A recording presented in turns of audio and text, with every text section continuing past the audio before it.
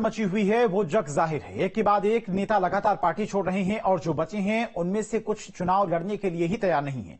शायद यही वजह कि कांग्रेस ने अभी तक हरिद्वार और नैनीताल की सीटों पर अपने प्रत्याशी नहीं उतारे हैं। लेकिन उत्तराखंड में कांग्रेस की कर्ता धर्ता यानी कि प्रदेश अध्यक्ष करण माहरा के शब्दों में भी पार्टी के लिए खटास झलकने लगी। दरअसल एक सवाल के दौरान उन्होंने ये कह दिया कि जिसकी पसंद से उम्मीदवारों को टिकट मिले हैं उनकी भी जिम्मेदारी है कि उम्मीदवारों को जितवाएं। लोकसभा चुनाव की सरगर्मियां तेज हो गई हैं और ऐसे में हमारे साथ हैं बातचीत करने के लिए करण महाराज जी, प्रदेश कांग्रेस अध्यक्ष। तो उन्हीं से बात करते हैं। 2 टिकट अभी घोषित नहीं हुए, नैनीताल और हरिद्वार। महाराज जी, मीटिंग्स का जो दौर था, जो सिलसिला था, वो भी खत्म हो गया। अभी क्या स्थिति बनी हुई नैनीताल और हरिद्वार को?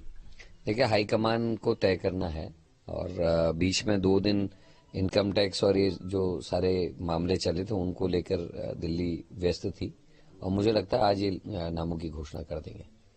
अभी तैयारी पे आप अपने आप को कहां पा रहे हैं? देखिए, 3 लोकसभाओं में तो हमारे कार्यक्रम शुरू भी हो गए और कर रहे हैं। वर्कर अपनी तरफ से हरिद्वार और नैनीताल में भी काम कर रहा है। औपचारिक घोषणा होने के बाद उसमें स्पीड अप करेंगे। राजनीतिक गलियारों में तमाम तरह की चर्चाएं हो रही हैं। लोग कह रहे हैं कि टिहरी प्रीतम सिंह ले गए और हरिद्वार नैनीताल अल्मोड़ा ये हरीश रावत की पसंद हो गई और पौड़ी मजबूरी हो गया। तो प्रत्याशियों के चयन में ये सब चीजें आ रही हैं ठीक चुनाव से पहले, तो कार्यकर्ताओं में भी मतलब उसकी प्रतिक्रिया तो है कहीं ना कहीं। देखिए, चाहे वो हरीश रावत हैं, प्रीतम सिंह हैं, पार्टी के वरिष्ठ नेता लोग हैं और इनकी सह पे अगर टिकट हुआ भी है तो कोई बुराई नहीं है। और गोदियाल, जहां तक बात है, गोदियाल जी के लिए लगातार पब्लिक से डिमांड आ रही थी कि गोदियाल जी हमारे प्रत्याशी बने और वो निर्णय ठीक हुआ है। रही बात अल्मोड़ा, पिथौरागढ़ और हरिद्वार टिहरी की, तो हमारे कार्यकर्ताओं को इससे फर्क नहीं पड़ता कि किसके कहने पर टिकट मिला है। जिसको टिकट मिला है वो लोग उसके लिए काम करेंगे और मेहनत करेंगे, क्योंकि पिछले 2 सालों में हर कार्यकर्ता ने अपने घर से पैसा लगा के कार्यक्रम किए हैं। पार्टी ने उनको कोई फंडिंग नहीं की है, वो लगातार वर्कर्स को जोड़ते रहे हैं। हमारे अध्यक्षगणों ने खूब काम किया है और मैं नहीं समझता कि अपनी पूरी मेहनत को इस तरीके से कोई जाया होने देगा।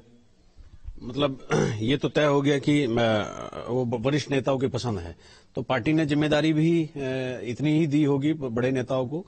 ये जिम्मेदारी भाई समझनी है, आपकी पसंद जा रही है तो आपको मेहनत भी करनी है, जिता के भी लाने हैं। निश्चित ही वरिष्ठ जो हमारे पार्टी के वरिष्ठ नेता हैं उनकी रिस्पांसिबिलिटी बन गई है और उनको मेहनत भी करनी पड़ेगी और रिजल्ट्स भी देने पड़ेंगे। आने वाला समय इतिहास उनसे भी पूछेगा कि आपने मतलब आपकी चॉइस के हिसाब से हुआ था, आपने क्या परिणाम दिए हैं। तो देखते हैं। मुझे